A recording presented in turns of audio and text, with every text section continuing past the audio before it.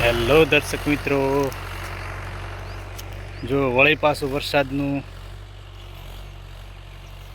વગર ચોમાસે આગમન શું કરું.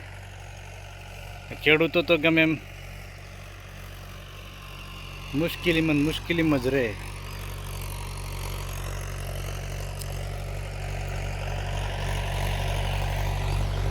ખરેખર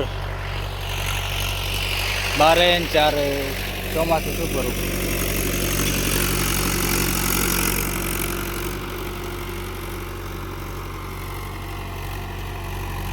ખરેખર બહુ ચિંતાનો વિષય બનીને પડ્યો છે. બારે ને ચારે ચોમાસું શું કરવું. જો તમે જોઈ શકો છો,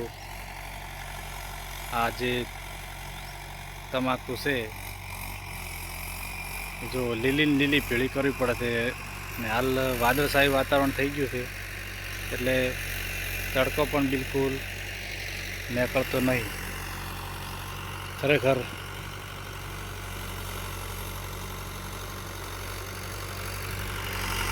બારે ને ચારે માવઠા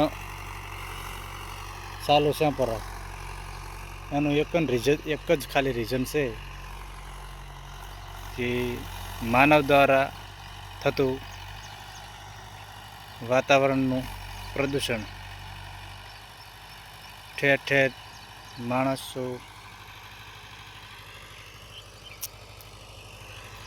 કોઈ જંગલોનો વિનાશ કરે, કોઈ ઉદ્યોગો ફેક્ટરી ધુમાડા રૂપે પ્રદૂષણ કરે. એટલે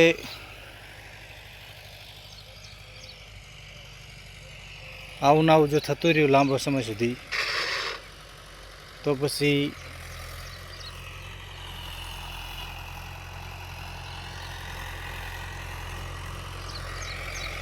આગળ જતા દરેક મનુષ્યને પૃથ્વી પર વસવાટ કરી રહ્યા જેટલા પણ પૃથ્વી પર જેટલા લોકો છે, એ દરેકને આનું પરિણામ ભોગવવું પડે આવનાર સમયની અંદર.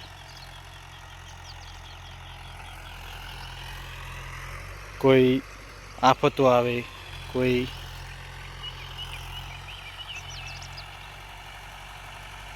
સુનામી આવે, વાવાઝોડા આવે, એટલે અવારનવાર આવું કંઈક ને કંઈક બનતું રહે. મોટી દુર્ઘટનાઓ, એટલે કે કુદરતી દુર્ઘટનાઓ બનતી રહે. તો પછી